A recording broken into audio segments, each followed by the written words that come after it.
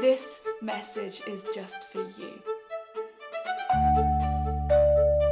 You are good enough. This is the episode for you.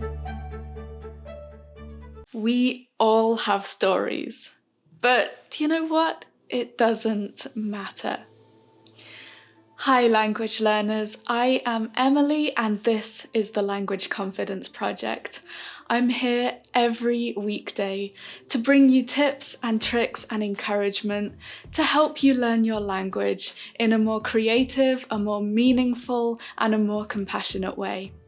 And if you are finding that fear of embarrassing yourself is holding you back, I made this video just for you. The thing with perfectionists and overachievers in general is that we are often incredibly sensitive to embarrassment. Because an embarrassing situation is one in which 1, we made a mistake, 2, probably publicly, and 3, in a way that could lead other people to judge us or change their opinion of us.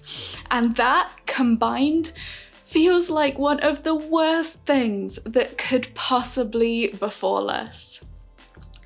And when I started out talking to adults about the things that they found difficult in language learning, and especially in speaking, I fully expected people to say things like, I feel self-conscious making all of these new sounds, or I'm worried about corrections, I don't want people to get frustrated with me.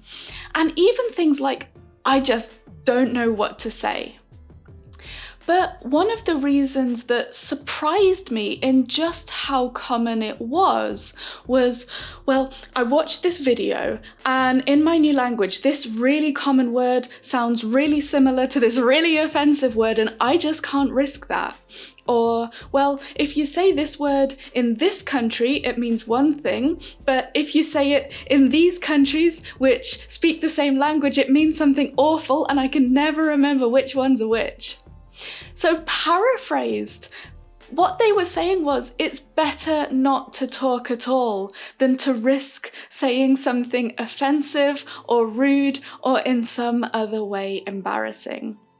And so today, if this is you, I just want to come in and reassure you that it is not going to happen anywhere near as often as you're probably thinking it will. And when it does, in all likelihood, it won't be anywhere near as shocking, as offensive, or as humiliating as you think it's going to be.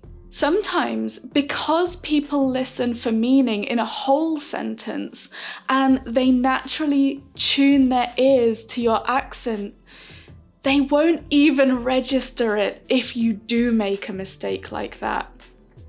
And when you have just said something stupid and you know it, you might well feel like the only person on earth who has ever done something so humiliating. But I want you to know today that you will join approximately millions of other people who've made the same mistakes as well and are probably laughing about it right now.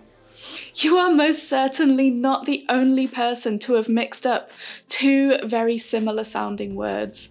And actually, the language learning community loves talking about this stuff. These are bankable anecdotes for the future. These are connection building gold. But if you really are worried, there are some things that you can do about it.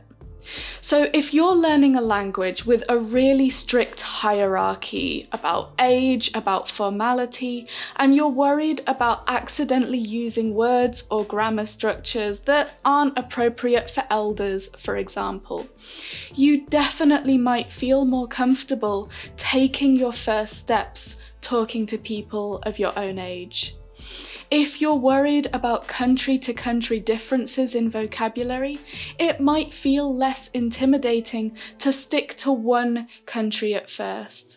And by all means, practice some of those similar sounding words if you really think it's likely to be a problem. For most of the most commonly studied languages out there, there is a lot of content online to help you do exactly that. But whatever you do, don't let the fear of that one mistake stop you from speaking in your new language. Do not shy away from making those friendships, from having those conversations, and from being you in your new language. That is just too much of a trade-off. And if you'd like to support my work and meet some amazing people in the process, I'd love to invite you to take a look at my Patreon community of creative, multi-passionate, and mission-driven language learners. We meet up online once a month to chat about all things language, productivity, and the world, and depending on the tier you choose, I also offer weekly co-working in the creative space, so you don't have to do this alone, and a personalized Q&A session. There's even the option to get a personalized coaching call from me. So if you're curious, I would love if you could join us, and the link is in the description below. You can do this, language learners. Just keep going, keep taking those small steps, keep being brave, and it will be worth it in the end. Have a wonderful day, and I will see you back here tomorrow.